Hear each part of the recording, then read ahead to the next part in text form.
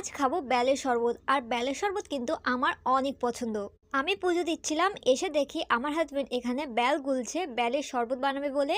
তোমাদের মধ্যে আমার মতো বেলের শরবত কার কার পছন্দ সেটা অবশ্যই কমেন্ট করে জানিও। বেলের মধ্যে কিন্তু বিচি থাকে, আঁশ থাকে, সেগুলোকে খুব ভালো করে আমার হাজবেন্ড বেছে নিয়েছে। আর তারপর কিছুটা চিনি দিয়ে আবার মিক্স করে নিল। আর তারপরে সামান্য একটু স্বাদ মতো নুন দিয়ে দিতে হবে। অনেকেই আছে আমি দেখেছি যে বেলের শরবতে নুন দেয় না, কিন্তু নুন দিলে পরে টেস্ট কিন্তু আরো দুগুণ বেড়ে যায়। আর তারপর পরিমাণ মতন জল দিয়ে আবার ভালো করে গুলে নিতে হবে।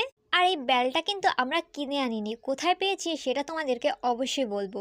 আর এবার ছেঁকে নিতে হবে, কারণ ছাকলে পরে একদম পিওর জুসটা বেরিয়ে যাবে। আর যত এই যে দানা দানা তোমরা দেখতে পাচ্ছ সেগুলো কিন্তু বের হয়ে যাবে। আর তারপর চামচ দিয়ে চেপে চেপে ভালো করে জুসটাকে বের করে নিতে হবে। এই বেলের গল্পটা কিন্তু এখন আমি তোমাদেরকে বলছি। এই বেলটা কিন্তু প্রায় 1 মাস আগের বেল। আমরা কিন্তু 26 জানুয়ারিতে সাগরে গিয়েছিলাম, সেই জায়গাটার নাম ছিল লেমিয়াব। যারা আমার ভিডিও কন্টিনিউ দেখো তারা হয়তো জানো আমি সেখানে গিয়ে ওই সাগরের যাওয়ার সময় একটা বেল পেয়েছিলাম বাগিচার মধ্যে। আর তোমাদেরকে বলেওছিলাম যে ওই বেলটা কিন্তু আমরা ঘরে গিয়ে শরবত বানিয়ে খাবো।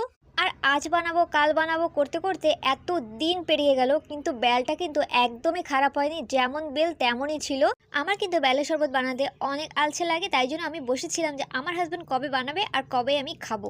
আর শেষমেশ শরবতটা ওকেই বানাতে হলো। আর শরবত কিন্তু ও দারুণ বানায়। সো আজকের ভিডিও পর্যন্ত। ভিডিওটি ভালো লাগলে লাইক শেয়ার কমেন্ট করে আমার চ্যানেলটা সাবস্ক্রাইব করে দিও।